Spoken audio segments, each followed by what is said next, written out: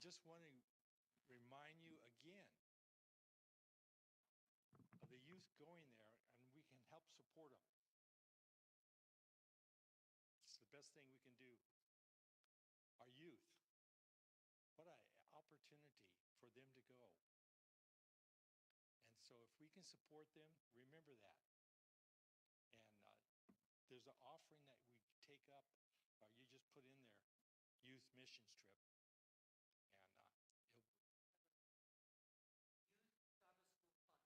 And okay, Youth Sabbath School Fund. That's what it's for.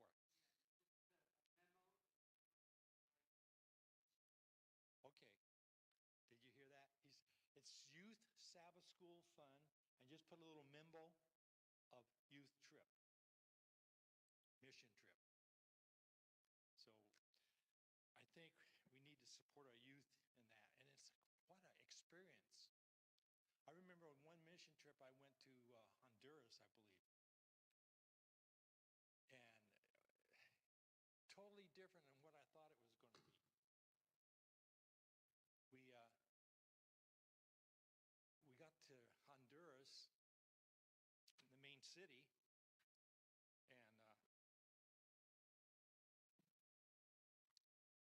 and the airport, we were supposed to fly out to this island. That was about 200 miles away. And we were supposed to fly out to this island and be dropped off there, and then we spend the time in our mission trip. We were going to re-roof a house, or a school building, rather. And it was interesting. We got there, and right next to Honduras and Nicaragua, and they had a war going on there. And there was a shortage of fuel in Honduras, and so we couldn't get an airplane. So we got on a ship that was shipping lumber out there to the school. And we spent all day and all night on this little diesel-powered ship. It was a pretty good-sized ship, but I'd never been on the waves before. Up and down, up and down.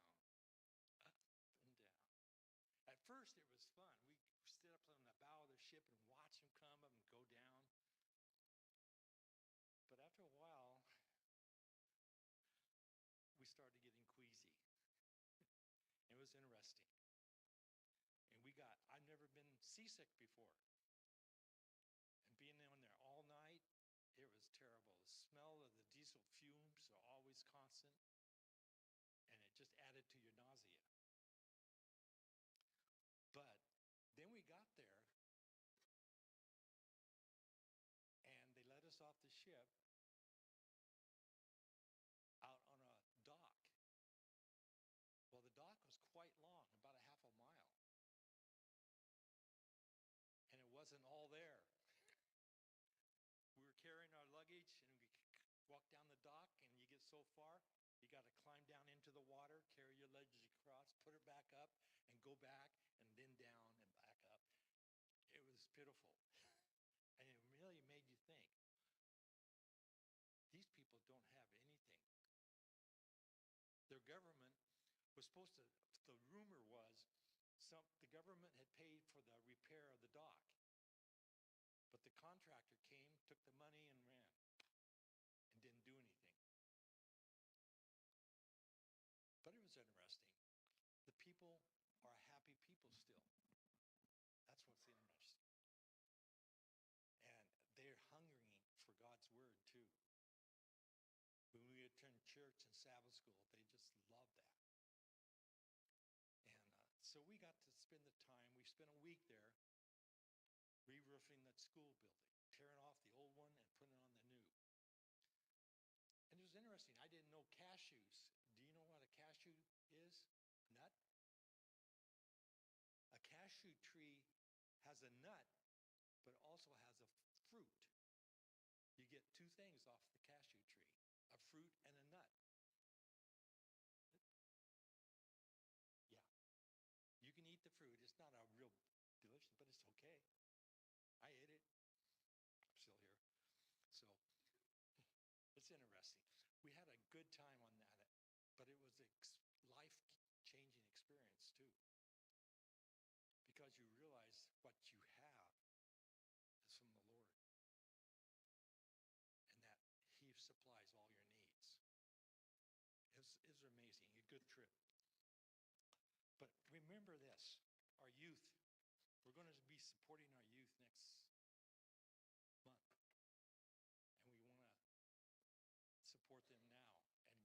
this trip that can be life-changing for Jesus, for the world, and to them.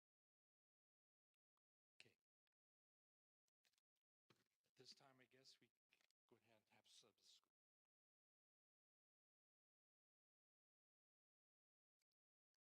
Good morning and happy Sabbath.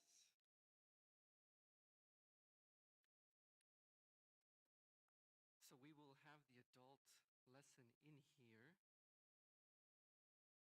but there are other Sabbath school groups. The Spanish group is meeting in the music room, Orion in the library, the health class in the, if you would, we're going to pass out the offering envelopes. There's 2 envelopes. One is for local expense, so expenses that cover like the quarterly and other expenses that we incur at Sabbath school. And then the other one, the money doesn't stay locally. It's for the Sabbath school world mission.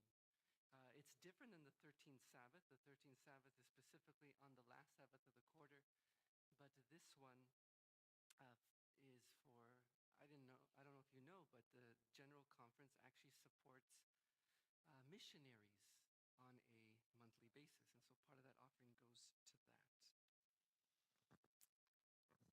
All right. Which one are they? Sanctuary. The Exodus, They're both sanctuary. the plagues, was the topic of study this week. I have studied and looked at Exodus many times, and I just praise God that His Word and who He is infinite. Amen? And no matter how much you think you know, compared to God and His Word, you know just a small amount. And so I love diving into this lesson because I learned many different things that I had not known and clarified some things for me. So I hope that was the same for you.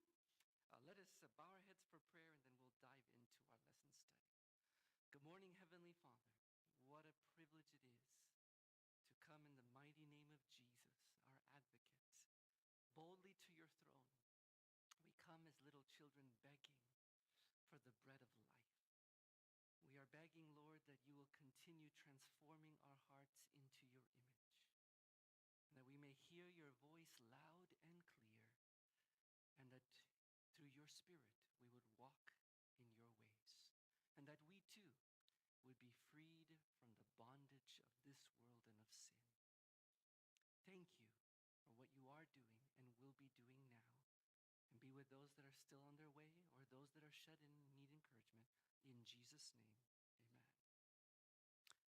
Before I forget, I just want to mention our sister, Arcille Wallace, was in an accident 2-3 weeks ago, and she has not been able to get her medical care. Doctors don't want to see her because they can't bill a third party. So she's been rejected from place to place. The only place she's been able to go is the hospital. And so she's actually deteriorating. Her eyesight and many things she's struggling with. So keep her in your prayers.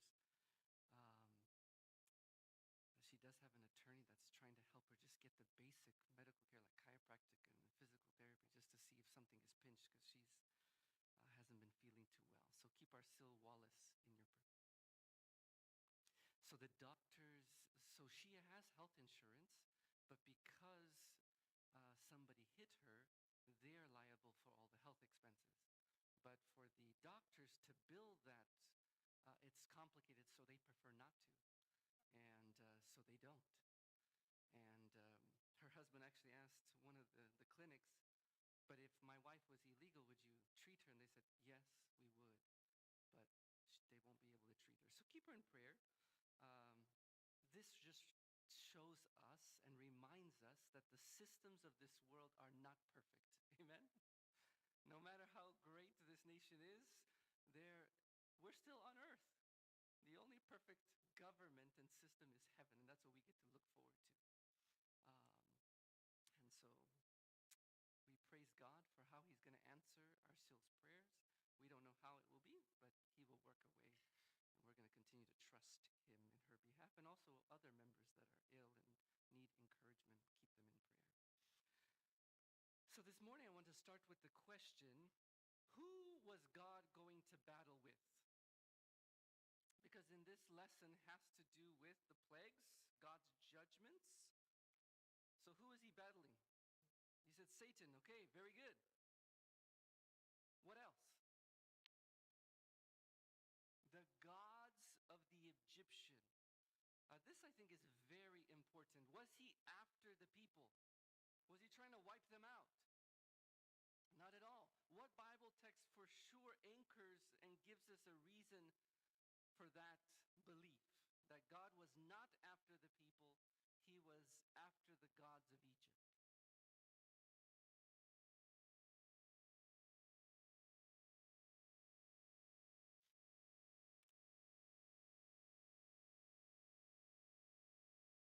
It's in Sunday's lesson. Exodus. Let's read Exodus 12:12. Do I have a volunteer? So we're going to be in Exodus, so have your Bibles open there. We will be in between chapters 7 and 10. But Exodus 12:12. Any volunteer to read this? This is very clear. The battle is a battle between God and the devil, but the devil uses his own system of gods. And yes, Kathy, could you read that for us? For I will pass through the land of Egypt this night, and will smite all the firstborn in the land of Egypt, both man and beast, and against all the gods of Egypt I will execute judgment. I am the Lord. So who is he executing judgment against? It's the gods of Egypt. And according to the lesson, how many gods were there? There were a lot. Over 1,500. Now, for us to kind of relate to that, here in America, we don't really relate to so many gods. But actually, if you go to India, they have more than just 1,500 gods. They have hundreds of thousands. I forgot the exact number. So there are many cultures that rely on this pantheon of gods. And very clearly, God is not after the people. He's not even actually after Pharaoh. Ultimately, of course, Pharaoh is ruling Egypt, and so God goes through Pharaoh. But this showdown is between the God of heaven, the true creator God, and all the created gods of the Egyptians. Yes. I like how he proves to Pharaoh that all his gods are not God. He's the only one true strong God. And at the same time, he's putting those false gods down as well, and proving to them even there's only one God. Amen. I like that, because every single plague is after one of those gods. And even actually before the plagues, when we get to right in the beginning of Moses' encounter with Pharaoh, who is he, which God does he go after? Okay.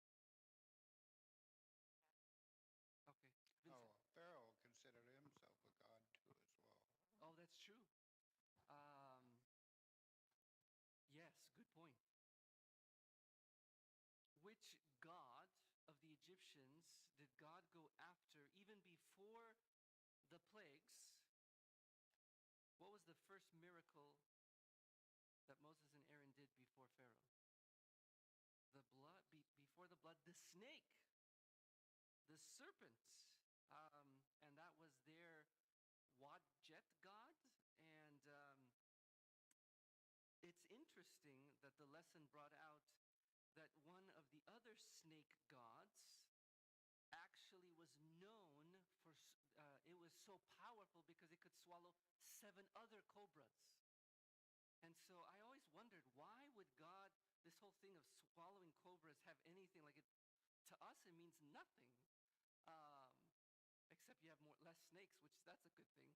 But other than that, it doesn't mean too much. But in their mind, they understood when their rod was able to get swallowed up by Aaron's rod. Guess what? This God that that they're coming in behalf of is greater and more powerful than ours. Yes, It's interesting.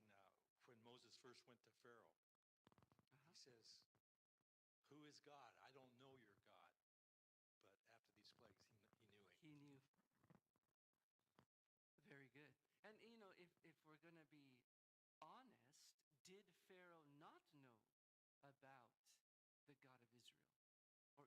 Israelites. What was the picture in Exodus? What did Pharaoh do? Doesn't it mention how he chose to forget? Because if you think about the legacy of Joseph and his people that he left for Egypt, it would have been hard to forget. Um, the miracles of the 7-year famine, preceded by the 7 years of plenty, and God worked through Moses and his family, and Joseph and his family. That was part of their history. There's no way he didn't know. So, but he uses that as an excuse. Who's this God? But clearly, at the end of it, there was no excuse. Even if there was a lapse of memory, clearly, the God of Israel had demonstrated himself over the other gods. Yes, is it Ron or Kathy? Yeah, I was reading here where it said the god Wadjet was personalized by a cobra. Yes, And it said that he had that symbol of the cobra appeared in his crown, yes. Pharaoh, a sign of his deity, royalty, divine authority, because the goddess would spit venom in the Pharaoh's enemies' eyes. Mm-hmm. And also he believed that the sacred serpent would guide him into the afterlife. Mm-hmm. And so it's so interesting that serpent after serpent God destroyed, Yes. saying how fallible and how non-existent really were his gods. Mm-hmm. And God is the only true God, the only true power. Amen. Do we have let's bring it kind of closer to home. In our culture or in the world's cultures today, are there cultures that deify the serpent? Yeah, it's interesting. The medical field, yeah, that symbol, that one's always interesting because some will say that goes back to Numbers or when Moses had that bronze staff. But you kind of see that the battle between this idea of how God uses it versus how the enemy uses it. Hinduism, of course, and I don't know about so much up here, but when I was in the Bay Area, yoga was a really big thing. And one of the types of yoga is called Kundalini yoga. And Kundalini is actually the serpent type of yoga. And they believe it has something to do with balancing the serpent within the belly. And so it's interesting. And many people that are even non-religious, they will do it. And they'll say it's just an exercise. And one day I was studying with a guru. He was actually a yoga instructor. He had retired from IT. And he mentioned, I asked him, I says, hey, Manny, his own name was actually a god name, one of his pantheons of gods in Hinduism. And I said, hey, all these Americans that are in your class, they don't believe in your Hinduism. So what does it matter, that you're doing this Kundalini and all of this stuff? And he would actually meditate and do his Vedas for hours before in preparation. And he says, oh, it doesn't matter what they believe. It matters what I believe. And I says, why? Because I am the mediator between the God's world and them. And I thought, oh, it's kind of scary. I don't want to be under that spell. And even a lot of the kids' movies today, there's a lot of serpent themes and even mixed martial arts. A lot of these things creep in even into our children's culture in our world today.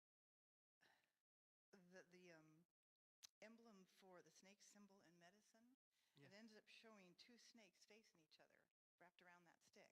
Mm-hmm. And that kind of reminds me of Satan's strength versus God's. And yet when I looked it up, it said in the medical field, it represents healing, medicine, and health. Mm-hmm. It is most commonly associated with the Greek god who was revered for his healing ability.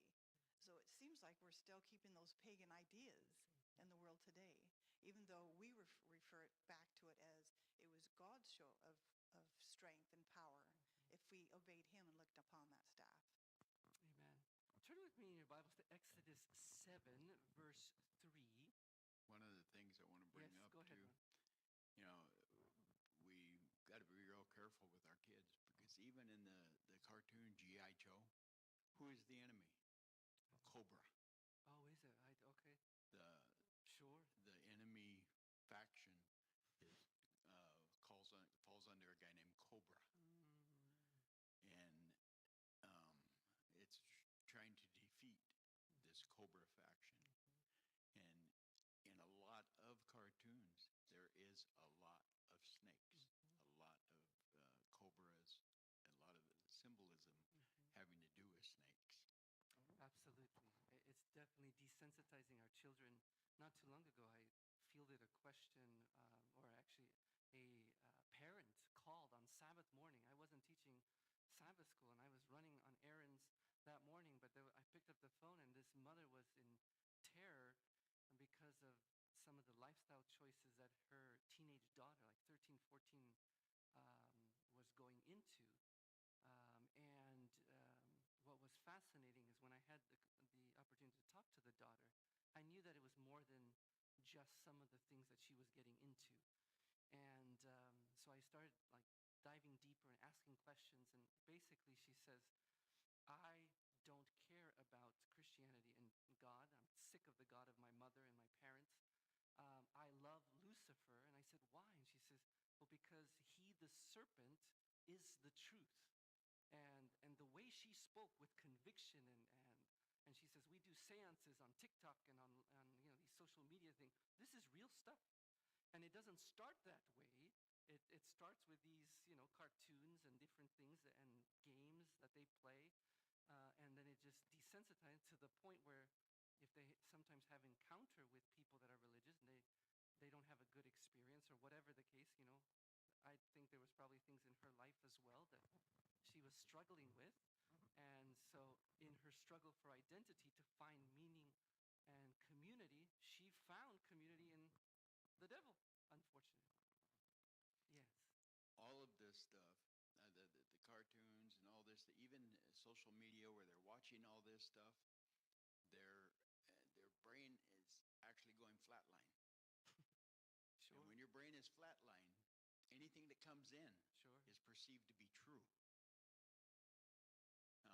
There's been many incidences where these people watch like soap operas all day, and they believe all those characters are real people, and that all is really happening.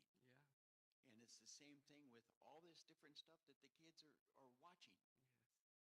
Yes. It gets in there, and they perceive, and it becomes real to them. It is actually reality To them. Yeah. Very sad. So when we talk about the things in Egypt, it's not too far away from our own culture. Because again, even though Egypt today is not a superpower, who's behind Egypt back then, and who's behind all the evil today? It's the devil, right? It's Satan himself. So let's read Exodus 7:3. There was an interesting observation that it wasn't so much in your lesson, but it was actually in the teacher's guide commentary that I had never seen this, and I thought it was interesting to bring out.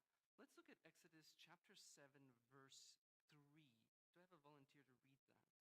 And this is on the topic of signs and wonders. 7 verse 3, and I will harden Pharaoh's heart and multiply my signs and my wonders in the land of Egypt. So interesting here. The commentary, and I was actually looking to see if this was true, and I do believe it is true. This is the only place that these two words are used together in Exodus: signs and wonders. And the reason why I'm emphasizing this is because later on in the New Testament, you have that phrase sign and wonders quite often. But it's interesting here that not only is it the only place that it is combined, but in the book of Exodus, the word sign or signs occurs 16 times. And usually in those cases, Moses will perform different signs before Pharaoh. So when he's doing certain signs or certain miracles or things of that nature, it is in the context of this word signs before Pharaoh. And also the Passover blood would be a sign of life, causing the destruction of the angel, but protection for those that had the blood. So that's how the word sign is used. So miracles before Pharaoh and also in the context of the Passover. However, when the word wonder is used, it is usually in the context of what God will do in front of Pharaoh. So in this text, what happens here? What is God doing before Pharaoh? And what does he do to Pharaoh? I will what? Harden Pharaoh's heart and multiply my signs and wonders. So interesting here, he adds this idea of wonders. And so when you're reading Exodus and you see Moses doing a sign, you know that it's or even if it doesn't say Moses, but it says a sign is done before Pharaoh, it's in the context of Moses. But when there's a wonder mentioned, it's God himself. Now, was God also doing the signs through Moses? Sure. But God is here making a differentiation. And this leads us to the next question. Who hardened Pharaoh's heart? Because in this text we just read, and actually, to be honest, this is actually, I've had to deal with people that are agnostic or atheists, and they bring this up. God is so evil. You know, he sets people up for failure. That's what I hear from individuals. Even here in Red Bluff, I've had conversations of this nature, and one of the stories they bring is this one. What is it? Okay, Pharaoh hardened his, but that's not what this text said. You're right. But how do we explain? The lesson actually, I thought, did a very good job in explaining what that means. But yes, go ahead, Sister Margaret. Whenever I think about this place, I'm always wondering what, knowing about my own will, Okay. like, what does this mean about strong-willed people? Is this what this is talking about? Okay. Interesting thought. Could Pharaoh's heart being hardened, talking about stubborn, strong-willed people. I will say this before I take the next comment, and I'll take it from you just in a moment, Vincent, that this word or phrase, hardening of Pharaoh's heart, actually happens 18 times.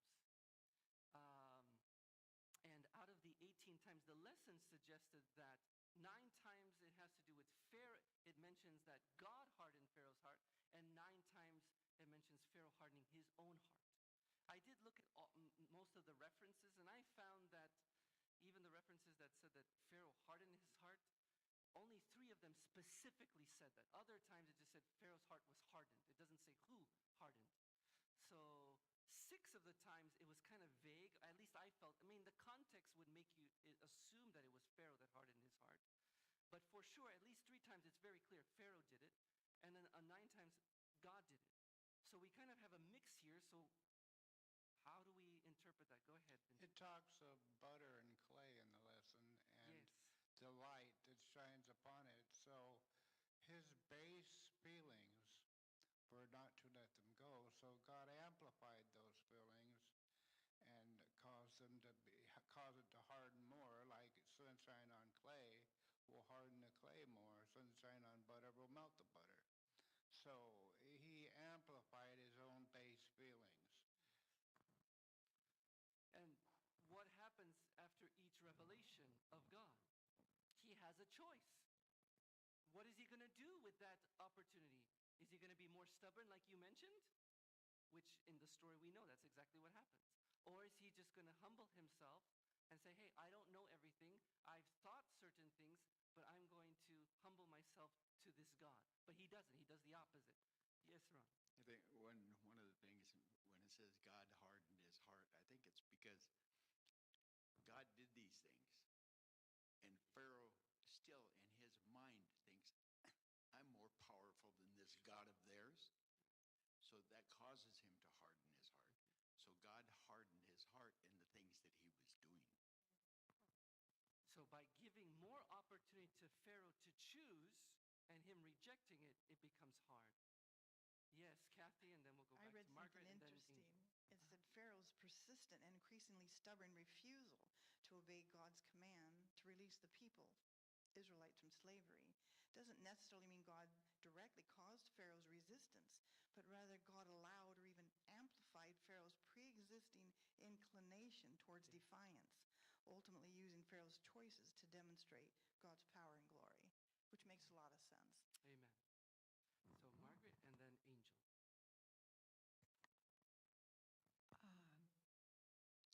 Um, I think that we can, let's say, welcome an evil spirit if we're being foolish. We can let some of those come close to us. But like the parable about when they swept the house clean, 7 more demons came in. If I think, well, I'm not reacting right about this, and I'm thinking I'm off the road right now, so I need to get back on. Okay. Angel and then Angel first and then Naomi. I think one of the ways of understanding the hardening of the heart is to think of the opposite. So, what would it look like if God softened Pharaoh's heart? That would mean Pharaoh would say, sure, people can go, and then the people would go. It doesn't necessarily change who Pharaoh is. Pharaoh could still serve all of his gods. He just letting the people go. So I think maybe it might be hard to understand it. Hardening of heart might be thinking that God is specifically putting inside of Pharaoh the desire to rebel. But that's there no matter if his heart is hard or soft. It just has to do with the people being released. Good point. Naomi. As I understand the election within he speaks that Pharaoh, she don't believe God. When Moses said, I have my own God. Who is your God? I don't believe. I am God here in Egypt. Yeah, and I have lots of God. He is small. So that is why he hardened in heart because she believed that he is also God. I think one of the things that we're skipping here is this wasn't all about Pharaoh. Yeah. This was also about the Egyptians themselves seeing what God can do. And not just the Egyptians, the Israelites.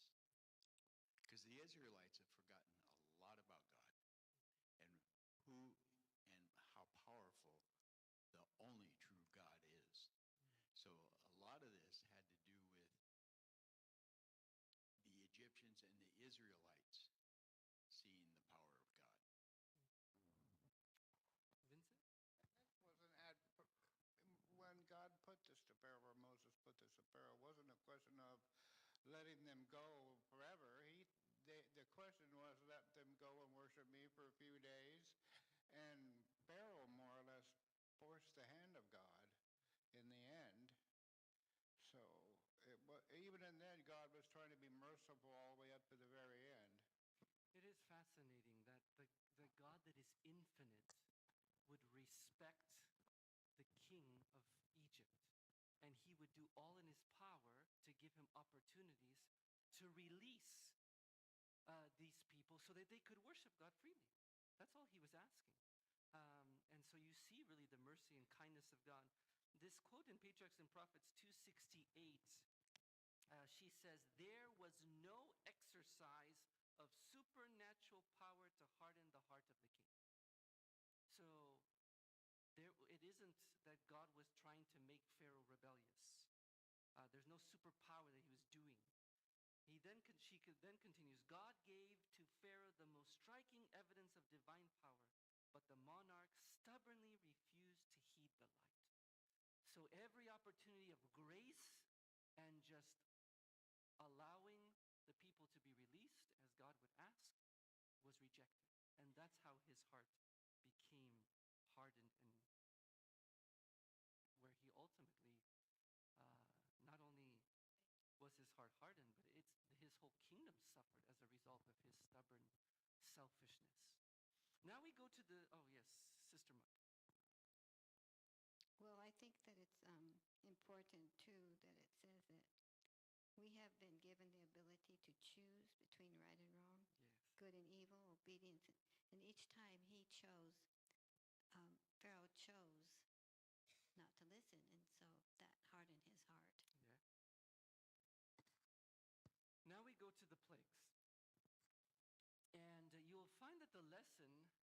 broke up the plagues in how many categories or how many groupings?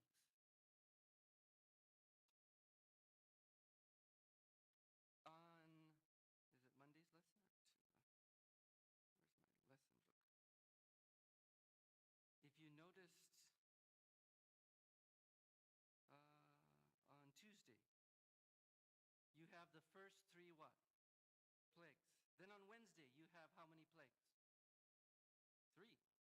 And then on Thursday, you have how many what? Plagues. But that's only what? How many? 9. But there were how many total ones? 10. So there are actually 3 groupings of 3, and then the last one is on its own. And it's interesting if you study further. The 10th plague is part of that verse that we read, Exodus chapter 7, I believe verse 3, or one of the other texts, that the 10th plague was over how many gods of Egypt? All. All of them. So the first 9 were categories of their pantheon of gods. So even though it went after, certain things, it was their own categories. But the last one is the climax, the totality of God's judgment over all of them. And when you look at each of the plagues, the teacher's guide actually brought up that plague 7 to 9 actually went after the things that were in the sky or in the heavens. And when you think of Genesis, God made the heavens and the earth. It's always in that kind. He made the heavens and the earth. And so plagues 7 to 9 go after the things in the heavens that God had created. Plagues 3 to 6 go after the things on the earth. And plagues 1 and 2 go after the things of the water. And so if you look at all the groupings, it has to do with all the categories that God himself created. Now, do you think God wants to destroy his own creation? No. No. But man has taken the created things of God and superseded them over God. And so God allows these plagues. Another thing that's interesting when we see these 10 plagues, God is using the language that they understand. And when we see later on in the book of Revelation, and you have also the plagues upon the earth, clearly over and over, what is God trying to do? He's trying to communicate himself. And he wants to demonstrate, I care about you. I'm trying to speak a language that you understand. And ultimately, I just want your heart. And we have this choice. Yes, Sister Kathy. I love through each one of the plagues. He was Yes. also showing his mercy and grace to Pharaoh. Yes. And proving to him, I can destroy you in a second, but I'm trying to give you a choice, a chance to repent. And Pharaoh just continued to harden his heart. And like I was talking with Ron when we studied, it's like hardening your heart against the Holy Spirit. Yes. You can only do that so long, and then you're going to be lost, just like Satan was. That's right. Another interesting thing with the categories, how many plagues affect both the Egyptians and the Israelites? Yeah, the first 3 affect everyone. But the other 7 and the two more categories of 3, if they didn't have but if they had the blood, then they were covered. But the other set of 3s only affected the Egyptians. So let's look at the first plague. Which god did the lesson say that this plague went after? Water into blood. Which plague was that? Or which god of Egypt was that? Happy. And that was the god of fertility. And they believed that the Nile was reigned by the god of fertility. Also, this was the lord of the fish. I don't know if you've seen some of the ancient, this is especially, I think, in Assyrian, but the Egyptians had similar, where you had the head of a fish on the priests. They kind of had, that was the goddess Happy. What is that? Thousands in the Pope or the Oh, cross. sure. Because they take the symbols from the pagan world. Absolutely. But if you actually look further, not only the god of happy was the one in charge of the Nile, but you also had the god Sobek, which was actually the crocodile god, that was also considered the god of the Nile. And because the crocodile basically was the king of the Nile. You also had the guardian of the Nile, Kanu. So, yes, the primary god was happy, but there were other groups of gods that also protected the Nile in their own right. And so God, when he does this, turning the water into blood, um, you see God challenging their gods. Now, what is the response of the Egyptians? Let's read it. Exodus 7:22. They do the same thing. Why would you do the same thing? Like, okay, to prove it. But for the people's sake, is it smart to turn all the water into blood? No, it doesn't make sense. But they're trying to prove that they have power. Do I have a volunteer to read that? And that's in reference to the response of the magicians. Exodus 7:22. Yes, Ron. And the magicians of Egypt did so with their enchantments, and Pharaoh's heart was hardened. Neither did he hearken unto them, as the Lord had said.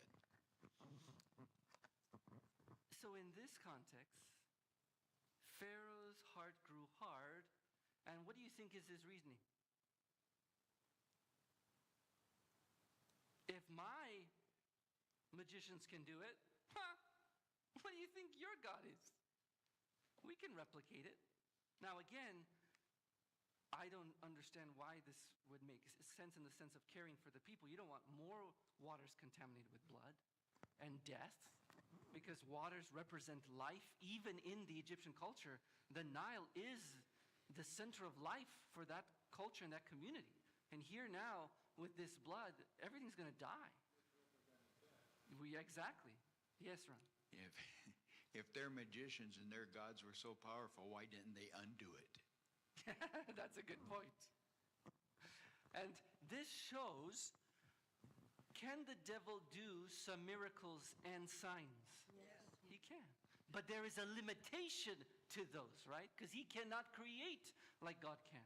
He can manipulate and, genetically modify stuff. That's our modern, kind of ideas. But yeah, exactly. Yes, Sister So God. verse 24 says, the Egyptians dug all around the river for water to drink because they couldn't drink the water of the river. They got around it their own way. And it's interesting because could God have actually turned all the rivers, the whole river, and all the streams into blood? Yeah. Of course he could. But did he?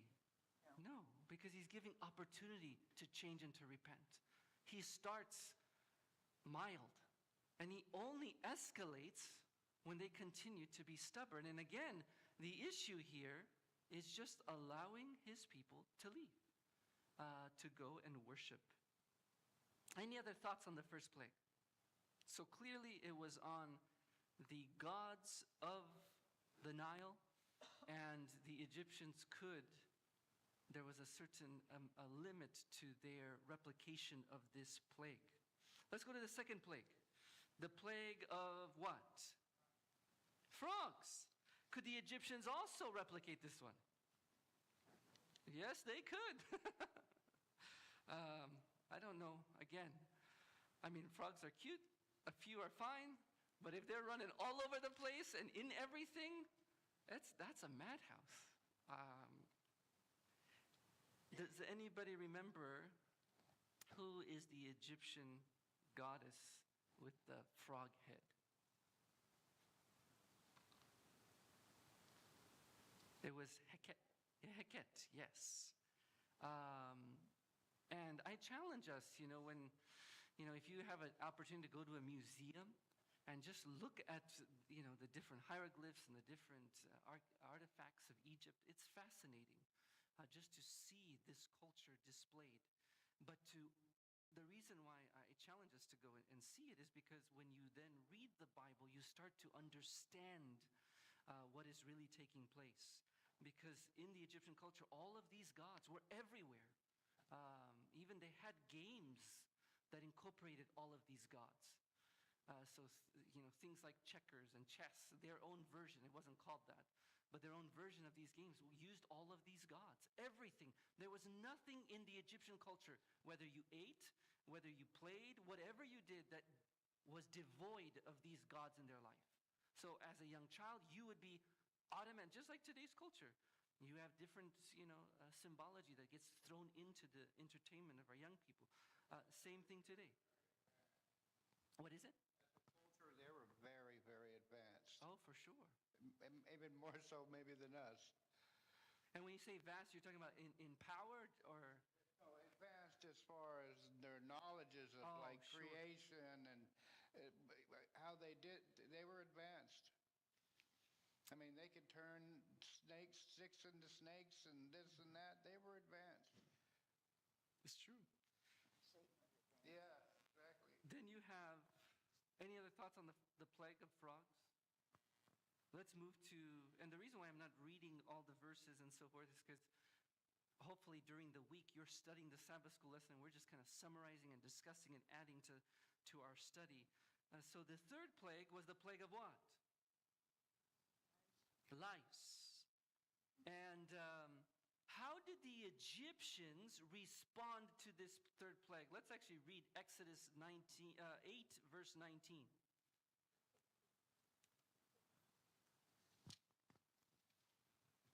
And while we're turning there, what was the god of lice? Or the god of dust? It was Geb. Go ahead, Sister. It says, Then the magician said unto Pharaoh, This is the finger of God. And Pharaoh's heart was hardened, and he hearkened not unto them, as the Lord had said. So what do the magicians admit? That this is God. So clearly, even within the first 3 plagues, and including the rod turned into a serpent, there's an escalation in manifestation of power. We may not have seen it. Like for us, it's all, whoa, I can't do any of that. But for them, they understood, wait a second, this is not just an ordinary God messing with us. Like there is an actually escalation of power. And they acknowledge that this plague, this is the finger of God. And what does Pharaoh do here? He hardened his heart. And he did not heed just as the Lord had said.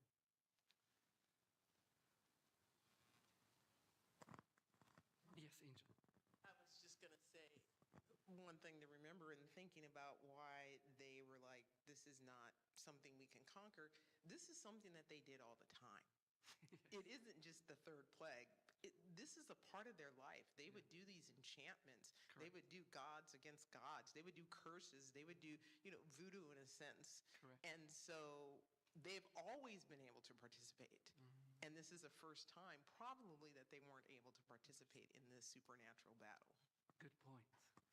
And that's interesting because God allows them to participate, but then gives again, this is evidence that there's this limit, and they're really stumped. You're absolutely right.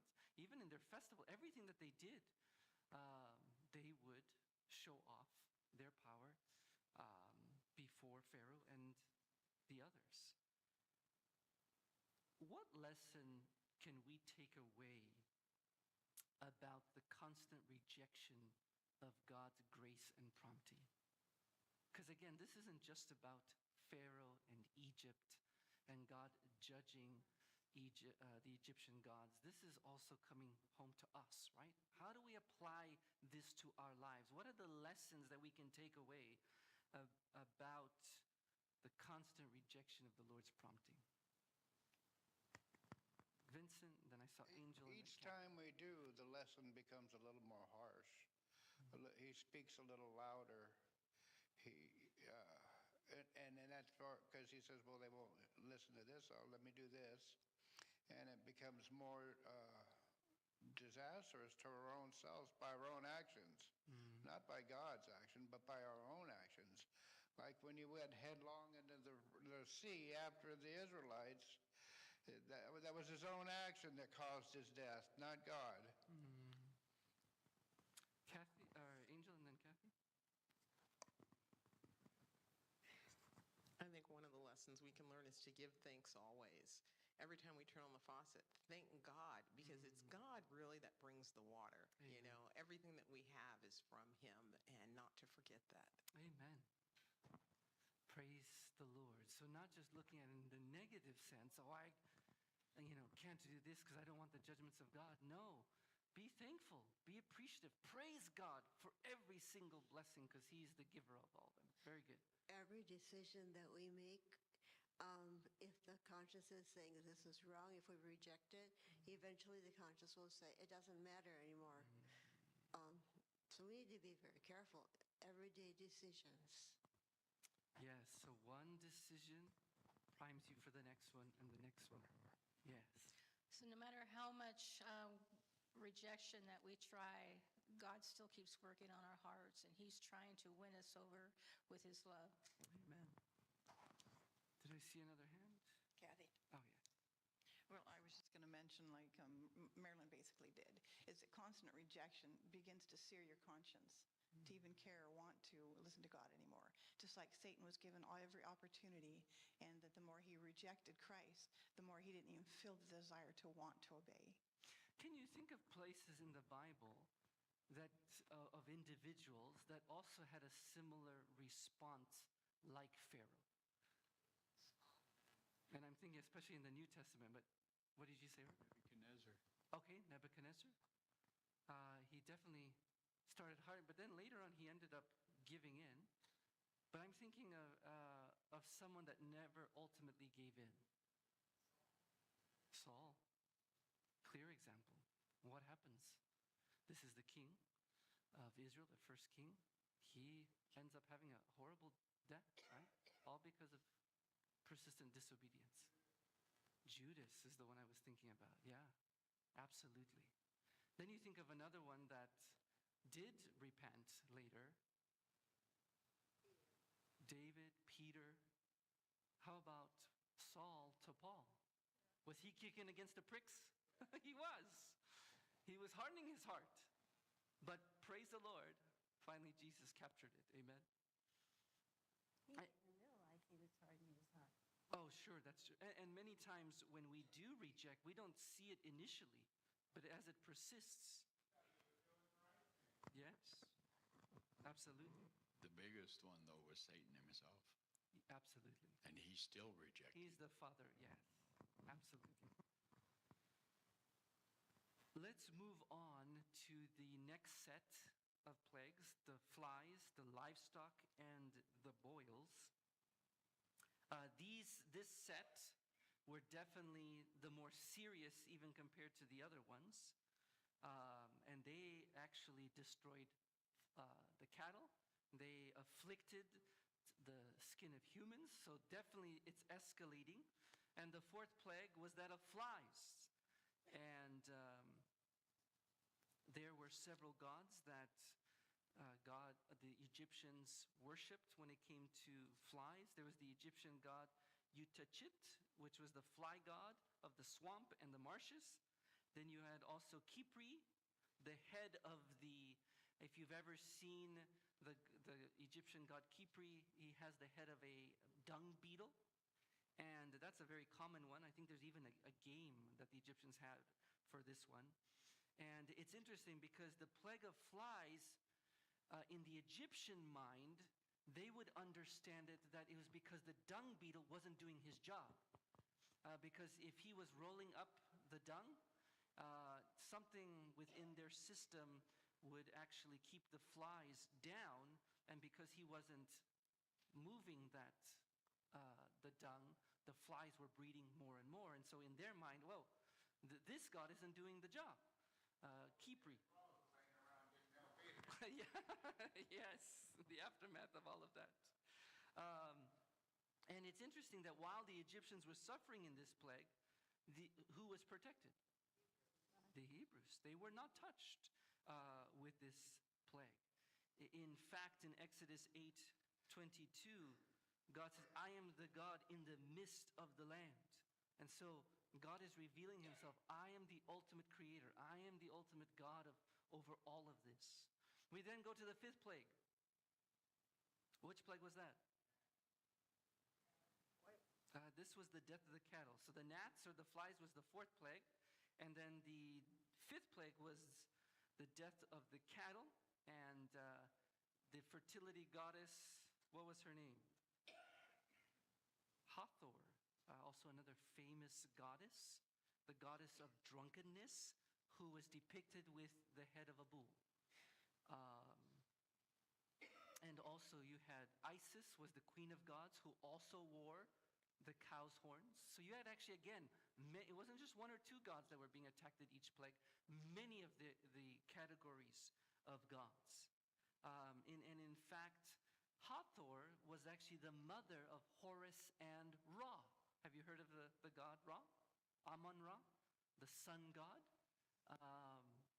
This plague went after the mother of Ra and Horus. Again, clearly, do the created gods have any power over the God of heaven? Nothing. Any other thoughts before we go on to the 6th plague?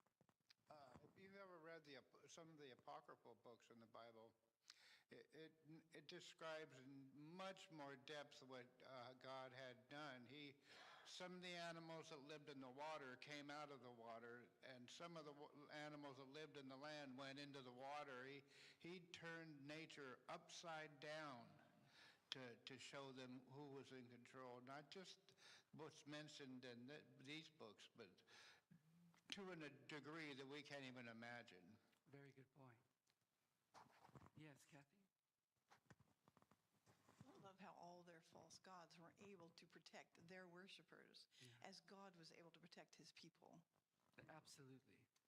And if you think about the death of cattle, have you ever smelled a cow that's been dead for a bit of time? We were actually on a hike, I think, near in Oroville somewhere. This was like a couple years ago. And as we get closer to this bend in the valley, there's just this horrendous stench. And you could see people kind of going around the path, but it was hard because it was a bend. And there was this cow, and he had died there, like just on the side of the path. And you could just see a hole in his body, and everything, flies and bugs, and the stench was horrendous. It is one of the worst stenches I've ever smelled. It was just pungent and rotten, and it was gross, and liquid is coming out of this cow. So when I think of this death of the cattle, you have that, it's horrible. And again, it is escalating as God is revealing himself. They're big. Oh, and they're big, oh sure. And naturally, if they were left to, if no one buries it, it's going to be a while. And Pastor, that's a good point, because even the flies and the other plagues, they leave behind terrible residue and filth and disease. And it's interesting we say that because what do you see the progression? What's the next plague? What do they get? Plague 6 of boils, right? Oh, what did you say? It's on now it's on them personally. It's interesting, the goddess of health is also Isis. And you also have the god of medicine and healing, Imhotep. Tep. And then also Sikmat was another goddess of pandemic. So again, now it's not just flies and frogs.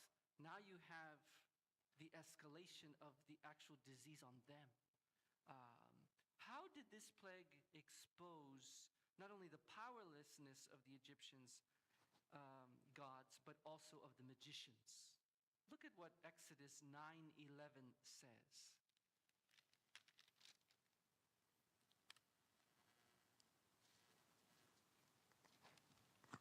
This is fascinating. Can you read it real quick? Yes, please.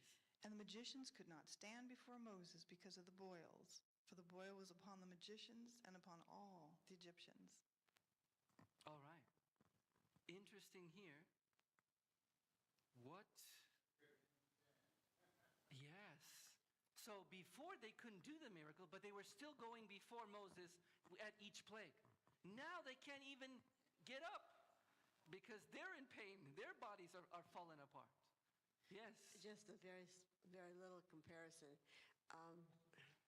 A young girl that I knew a long time ago, she got chicken pox. She had it on her head and on her feet. She couldn't do anything. She was helpless just from a little thing of chicken pox. So imagine what the boils felt like. Yeah, it's horrible. You think of even who else in the Bible had boils? Job. But he didn't. Your mic, Elizabeth, you got your mic. You want to use the mic, please? Thank you. It wasn't because of anything he did. It was because Satan afflicted him with that. Oh, sure. But the point is, boils is horrible. Or any, thing that you have in your skin. Even when I have food allergies and I have, hives, just the itch is just horrible. And then if you itch and then it turns into, you dig too deep, then it turns into blood, and then you have the scab, and it's just horrible. And so you see what happens here. The Egyptians can't even go before Moses. They can't even represent their gods. Because remember, the magicians are the representatives for the gods. They're like the mouthpiece for the gods. They can't. Does this change Pharaoh's mind? It doesn't. He walks back and forth. He says, okay. Yeah, And just then, get it out. then he changes his mind again. But exactly. I think of when Jesus tells the parable of the rich man Lazarus. At the end of that parable, in Luke 16:30-31, Father Abraham says, if someone tells him, if someone from the dead goes to them, they will repent. In verse 31, he said to them, if they do not listen to Moses and the prophets, they will not be convinced, even if someone raises from the dead. And if you think about even the miracles that Jesus did he raise people from the dead? Absolutely. But did that change the hearts and minds of the leaders? No. And you see here, no matter what God does to get the attention of Pharaoh and his people, they just continue to be stubborn and to push against God's grace and manifestation. May I ask a question? Yes. When Job itched and scratched, it said he scraped himself and everything to relieve that itch. Do you think he sinned when he scratched himself? I don't, there's nothing in the text that indicates that he was sinning by scratching, no. No, because it was just terrible for him. Sure. And like you mentioned earlier, those were things that were put on by the devil himself. Now we go to Thursday's lesson. The hail, the locust, and the darkness. So you have Nut, or spelled Nut, the goddess of the sky. And what was Pharaoh's confession at the end of this plague, the seventh plague? Anybody remember? Exodus 9:27. I have sinned. Okay. I have sinned. And not only that, what else? Let's actually read it. Do I have a volunteer? Exodus 9:27.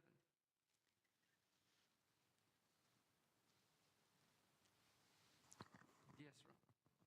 And Pharaoh sent and called for Moses and Aaron and said unto them, I have sinned this time. The Lord is righteous, and I and my people are wicked. Okay. Does this sound like a good confession? This sounds like a great confession. Not only does he recognize that he sinned, but the purpose of recognizing that you sinned is to recognize what? That God is righteous, that God is true. And he says the people are wicked. We are wicked. But what's the problem with this confession? Is this true sorrow for sin? No. Now, we are not to judge that, like if we're with people and somebody makes this confession. We don't know until usually time will tell, right? The fruit of that sorrow, that fruit of that repentance. But God knows the heart. does Pharaoh confess this? Because he's done with it. He's tired. He's in pain. He's hurt. He sees. You have to think. This isn't just demographically, geographically messing up his land. This is not only messing up their health. If all of this is affected, what is happening to their economy? Everything. Like, this is crumbling the infrastructure of Egypt. Yes, Dixie? The people are probably after him, too. Oh, yes. You got angry mob coming into your palace. Enough of this. And so he gives in. But this is similar to Judas, right? Does Judas repent from his betrayal of Jesus? He does. But does he live out the fruit of true repentance? No, he was only sorry because of the guilt and the experience that he was, punishment he was experiencing. Yes, Kathy? Well, I was just going to say time and time in which he had to go through these plagues and he had to go through this. God was showing him, that he's the true God. He got fed up with it. He got overwhelmed by it, and he was tired of it, and he admitted that. But he still didn't admit that he was wrong or had the desire to repent over it. Yes. Good point. We're going to have to wind Didn't up. the last plague directly come from Pharaoh out of his own mouth? He's the one that the firstborn, and he initiated that. So God obliged him, but gave a way out for the Israelites, put the blood of the lamb on the door. But it was Pharaoh himself that initiated that last plague. Yeah, we'll definitely look at that last plague. Not today, because that wasn't in our lesson. It'll be next week. But definitely bring those comments. We have the 8th plague of locusts, and then the 9th plague, which was what? Darkness over the whole land. And what evidence of God's presence was given to the children of Israel during this time? Over all this, what was it? They had light. Can you imagine that phenomenon? Or even if, like in our town today, everyone's light is off, but then all of a sudden, there is sporadically, you see light, and you're like, that can't be the PG&E grid. Like, what happened? And then you come to find out it's anyone that had God's people in the house. That light was on. But all the other wicked, the light was off. But this darkness was like no other darkness. Oh, sure. It was a darkness that could be felt. That's right. I mean, even when you close your eyes in a dark room and you put your hand in front of your eyes, you can still see that hand move. This darkness was so dark they couldn't even see their hands in front of their face. And I mean, Kathy and I were talking about it when we were studying it. And to think about a darkness like that, a darkness so dark that you can feel it. Yeah. I mean, it's eerie. Sure. But this is the kind of darkness only God can create. And of course, what God did this affect? Ra himself. That's right. Yeah. The God of all gods. We'll take the last comment from Kathy, and then I'll wrap up and we'll pray. And I was bringing this forth with Ron, we were studying too, but it actually says it here, Proverbs 16:18. It's such a good example of pride goes before destruction and a haughty spirit before a fall. It's just amazing. When you hang on to pride, it's just going to be your fall. Your doom. What was the reason for all these plagues? What did God simply ask Pharaoh to do? Let my what? People go. In fact, 7 times this phrase is actually mentioned, and it's in the positive. Just let my people go. It's interesting. It's only once this phrase has a negative condition to it. In Exodus 8:21, he says, if you do not let my people go, I will send. God's initial heart was not to have this showdown and to destroy the pantheon of gods and all of the land of Egypt. He was simply asking, let my people go. But then, so they could worship, absolutely. But then he escalates it. You're not allowing, so I will. If you don't let them, I will bring this upon you. And so there is always conditions to God. He loves loves us tremendously. His love never changes for us. But if we refuse, then there are consequences to those, both good and bad. Yes, Mark. This sounds like the most simple ABC description of exactly if I'm going to fight God, this is what can happen. This is something simple enough for an 8-year-old to understand. Yes, it's true. So, That's very true. Oh, there is hope in this story because, of course, eventually the children of Israel do get out. But if you think about it from an Egyptian perspective, they're left with, after the whole story, no military. They're left with a decimated land. But it's fascinating, fast forward centuries later, decades later, you have in Isaiah this promise in chapter 19, verse 23 to 25. I'm only going to read one sentence of that scripture. The Egyptians and the Assyrians will worship together. And this is in the context of them coming to God.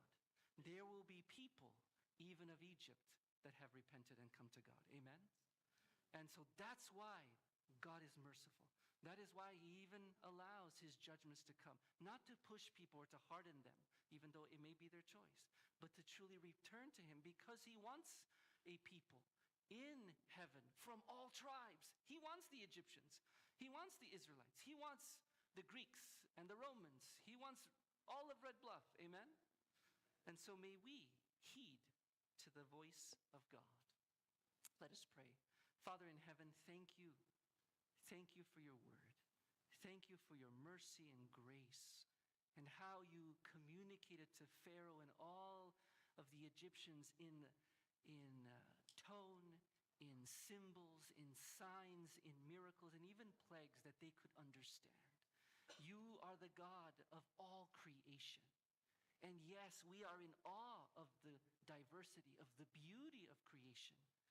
But Lord, you do not want us to worship the creature, not only the things that you've created, nor the things we have man-made, but you want us to worship you, the creator of all things.